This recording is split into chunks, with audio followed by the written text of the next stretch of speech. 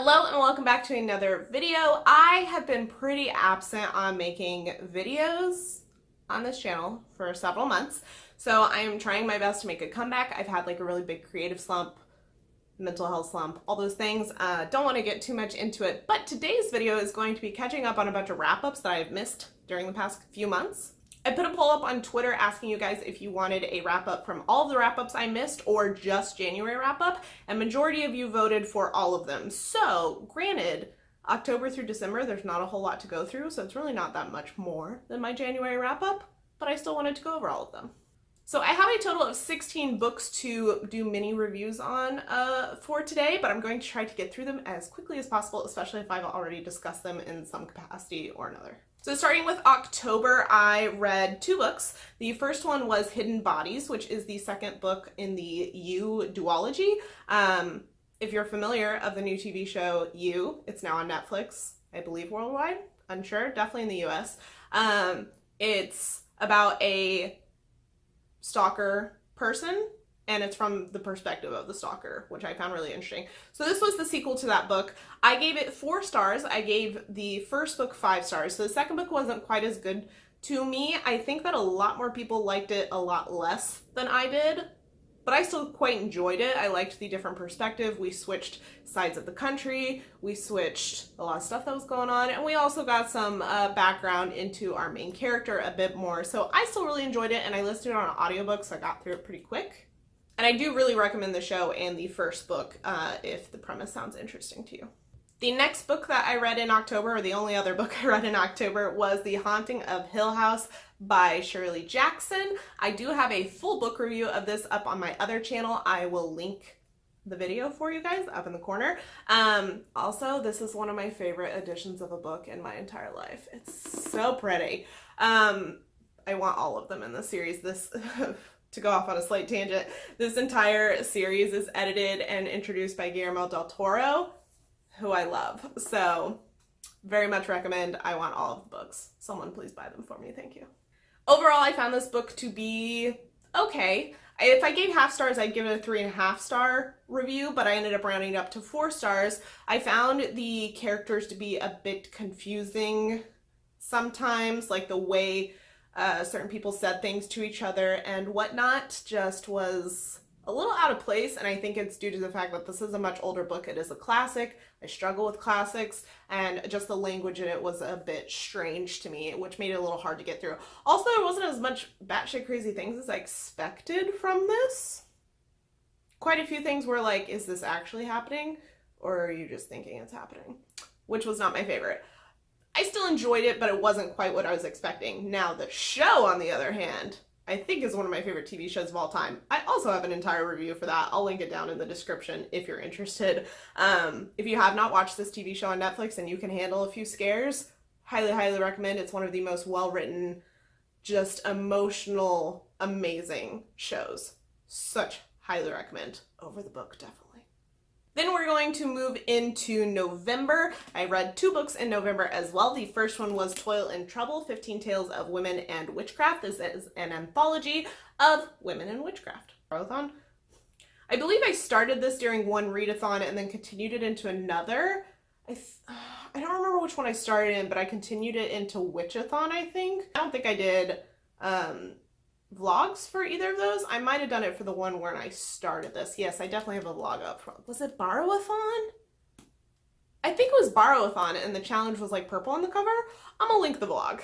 Overall, anthologies are very hit or miss for me. I find that the collection of stories in most books fluctuate in my enjoyment so much that's hard to give these a high rating. But there were only 1 or 2 stories in this that I didn't super enjoy. They were still okay, but not my favorite. But majority of these were awesome, and I really liked them, and I really liked the different time periods that they were set in and different types of witchcraft that were included. It was just really unique and interesting, and I did really enjoy it. So if this is something that interests you, I do recommend. Then I read Shadows of Carcosa, which was another anthology. I didn't realize I read 2 anthologies in November. This I have owned for a very long time. I picked it up at a local bookstore based on the cover alone. I honestly don't buy books based on covers very often, but I do have a few, and this is definitely one of them. This is a horror short story collection. You've got authors such as Lovecraft, Chambers, Poe, etc. I enjoyed it, but I didn't give it quite as high of a score as Toil and Trouble. I gave this 3 stars. I was just kind of lagging towards the end of it, and I just didn't enjoy as many of the stories. But there were a few in there that were like super enjoyable, and I do recommend. But the collection as a whole, I'm a little iffy on. Moving into December, I read 3 books. The first book was Illuminae, which I've heard amazing things about, but I'd never gotten to. This was 5 stars. It's one of my new favorite books of all time. I cannot wait to complete the series or continue the series.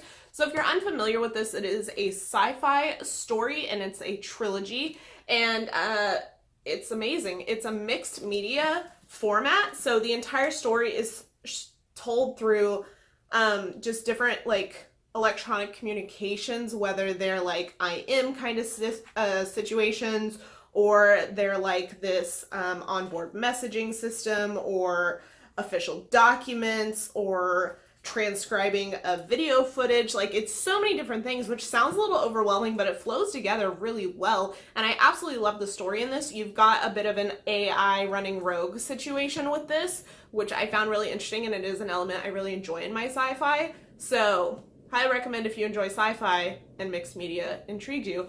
Also, it looks really big and intimidating. You will blow through this because of the format. Next up in December was an audiobook, which was Night Film. This is a slow burn mystery thriller. I hesitate to call it a thriller because I didn't find it particularly thrilling. This is one that has been really highly recommended by a lot of people, and I ended up giving it 3 stars. I really was unimpressed by the ending, but I think that's more of a personal preference thing. It's a really well-written book. It wasn't my favorite writing style, I guess, if you can say that, and it had an ambiguous ending, which was not my favorite. So you don't really get to solve the mystery per se. Like, you do a little bit, but there are a few things left at the end that are up to interpretation, which I very rarely enjoy. So 3 stars.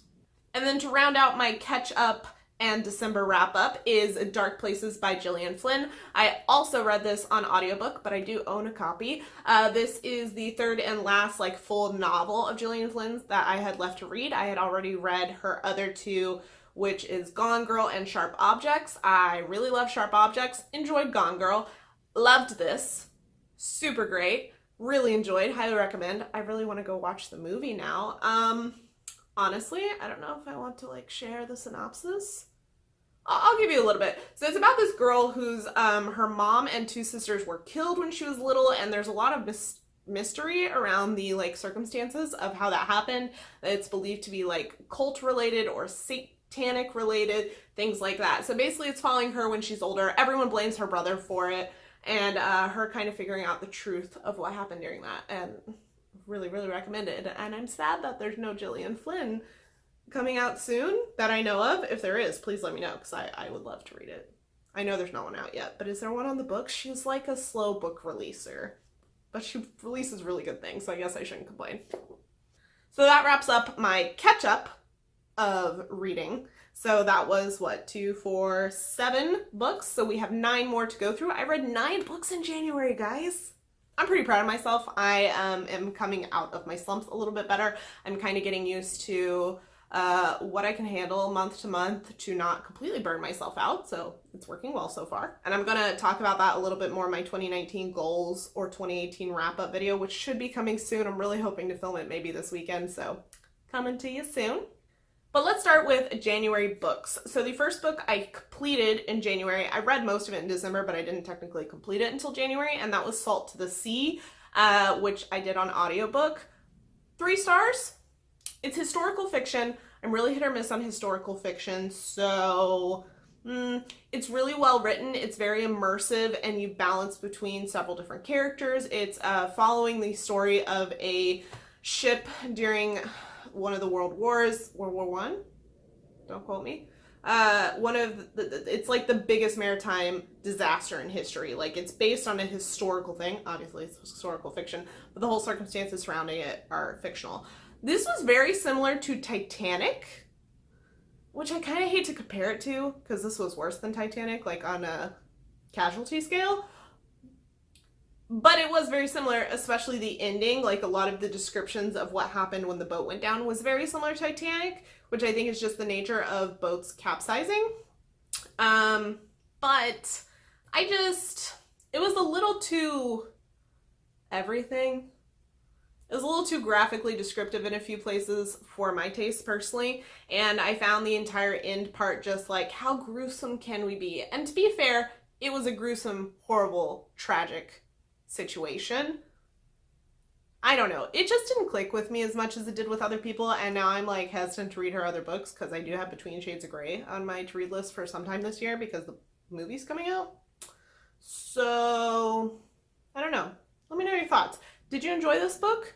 If you didn't enjoy this, but you enjoyed some of her other books, please let me know so I know which ones to keep on my TBR. Next up is Fairest, which I gave 4 stars. This is a companion novel story for the Lunar Chronicles, and this is following Lavanna, the villain of the series. I really enjoyed this. I thought that it was a really good look into a villain and kind of her backstory. Lavanna is also one of my favorite villains of all time, especially a female villain.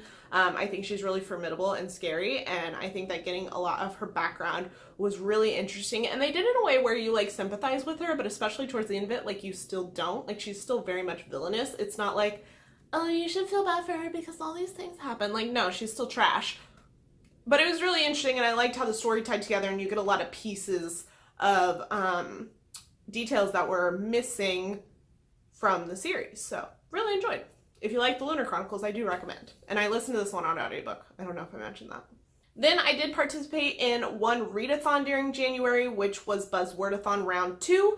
If you're unfamiliar with this readathon, it is kind of like the name implies, where you, the creators, which is Books and Lala, Kayla here on YouTube, she picks a specific buzzword in publishing, and you read a book with that in the title. So this round's word was lie. So I read 4 books during this readathon. The first one was Pretty Little Liars Book 1. I have watched several seasons of the TV show. I don't think I got past like season 3 or 4. I don't remember, and I don't remember a lot of details. But I decided to read the book. It's pretty similar to the show from what I remember. Still enjoyable. Gave it 4 stars. We'll be continuing with the series for however long I feel like. I know there's a lot of books in the series. It is very teenage drama, which is what it's supposed to be. So if you go into it with that attitude, I think you'll enjoy it. Then I read The Last Time I Lied by Riley Sager. I know that the other book by this author, Final Girls, is very popular. I have not read that, but I really enjoyed this. This is about a girl who goes to camp as like a 13-year-old, and all the girls in her bunk go missing, and then like 15 years later she comes back to the camp as a counselor to discover what happened, and shenanigans ensue. Really enjoyed this. It's a little bit of a slow burn. I didn't find it too slow, but I've heard a lot of other people complain about the slowness of it. I really didn't think it was paced strangely. I liked the pacing of it, and the payoff was really good in my opinion. I really liked all of the mystery elements that came together from it. Do recommend. After that, I read the second book in the Pretty Little Liars series, which is Flawless. Not much to say beyond what I said about the first book. Still interesting, still intrigued. They're really quick. I've been doing them on audiobooks, so like they're 6 hours and I can listen to them at a faster speed, and I just get through that really fast. And then the last book I read for the Buzzwordathon was Sometimes I Lie by Alice Feeney. This is about a woman who is in a coma, and oh, I've been looking for this. Magic.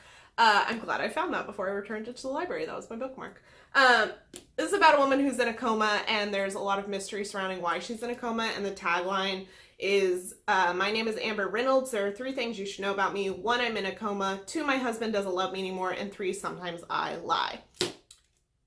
2 stars. I didn't enjoy this at all. It's a really short book, and it packed a whole lot into this short little page count. It pulled out a lot of thriller tropes. Granted, I am not overly versed in thrillers, but I've read like a decent amount at this point to where I saw a lot of tropes in this, and it got really ridiculous towards the end, to where it's like, what all terrible things could happen? Let's put it in.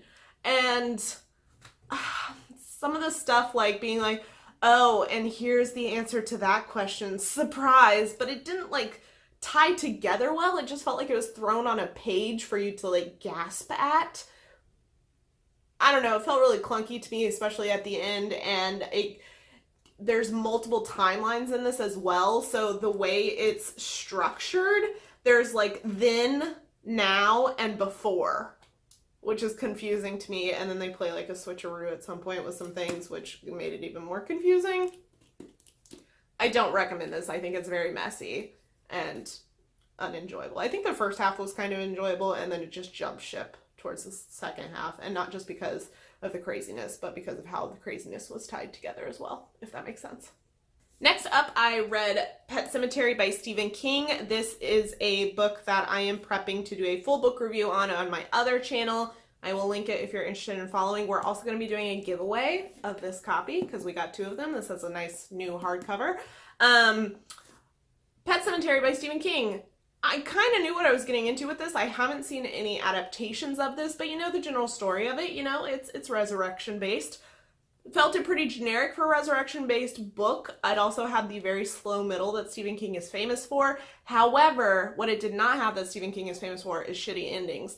This had a really great ending. I really loved the last like 50, 60 pages. My only complaint about the ending is that it felt really rushed compared to the middle of the book that seemed to drag a little bit more. So the pacing was a little bit more of an issue in this one for me. But like I said, I'm going to have a full book review and reading vlog of this book up probably sometime in April, right before the movie comes out. So if you're interested in that, go subscribe to that channel.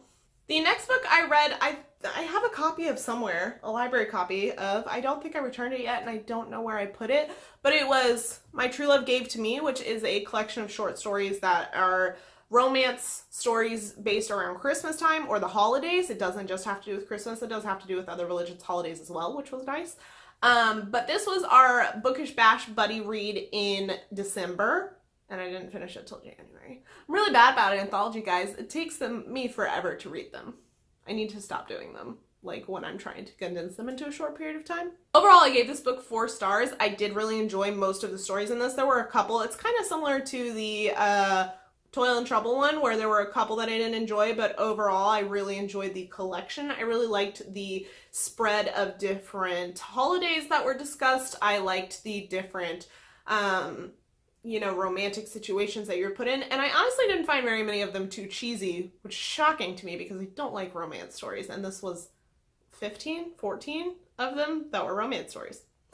My only complaint about this, which was also a complaint of the Toil and Trouble one, which I don't think I mentioned in this video yet, is the fact that I constantly feel like I'm reading like the first chapter of a book and then I want more of the book and then it's not there, which makes me sad. But it does intrigue me enough to go look at these authors and maybe add some of their books to my to-read list. So there's that. And the last book that I read in January, and the last book to talk about in this video, is The Queen of the Tearling by Erica Johansson. I'm assuming that's how you pronounce it. I have a physical copy of this that I checked out from the library, which, can we talk about how my library is fancy and not only has a hardcover, but has one with the little tassel attached? Fancy. I didn't end up reading this copy. I did this on audiobook, and it's my new favorite fantasy, probably of all time, maybe. It's so freaking good. Obviously, we have a female protagonist. She's fantastic. Feminist AF. Love the writing. Really love all the characters surrounding it. There's a really nice library part at one point, which just like feeds my book lover soul. Lots of really great action scenes. What I really liked about the audiobook of this is that the narrator like really got into the action scenes and it just like hyped me up during them, which was really fun. But this world building in this is incredible. It's almost set, it's fantasy, but not like completely different world fantasy. It's set in like a post-apocalyptic fantasy, which is fascinating to me. So there's mentions of London and America and stuff like that, but clearly those are things that are not existing as they were today, and they've reverted a lot of their technology and science advancements, which are really interesting. World building is fascinating to me, and also it didn't have like a fantasy element to it besides like the kings and queens aspect. Until like very close to the end, it started introducing these magical elements, or at least what I think is magical elements. Some strange fantastical element that we don't get a whole lot of information on yet, but I thought that was a really slow, interesting way to introduce that instead of just throw it at you. Overall, I think this was incredible, and I cannot wait to read the rest of the series. Although I'm a little nervous because the last book in the series has lower ratings on Goodreads than I typically like. And it's the lowest rated one out of the series. But the second one is the highest rated book, so I'm excited to read that once I get the audiobook from my library. Highly, highly, highly recommend if you enjoy fantasy. If you don't enjoy fantasy, I don't think you'd like this, personally. Especially if you don't like politics involving things. It's not overly political, but it's there. It's a thing. And I think this is already going to be a really long video, so I'm just going to give you a short goodbye. Thank you for watching. Hope you enjoyed this wrap up, and hopefully I will be a little bit more consistent on these going forward. Please give it a thumbs up if you enjoy it. Comment down below if you've read any of these, if you agreed with my thoughts, if you didn't, and if you read any great books in January. Let me know so I can add them to my to read list. And other than that, I will see you guys in my next video. Bye guys!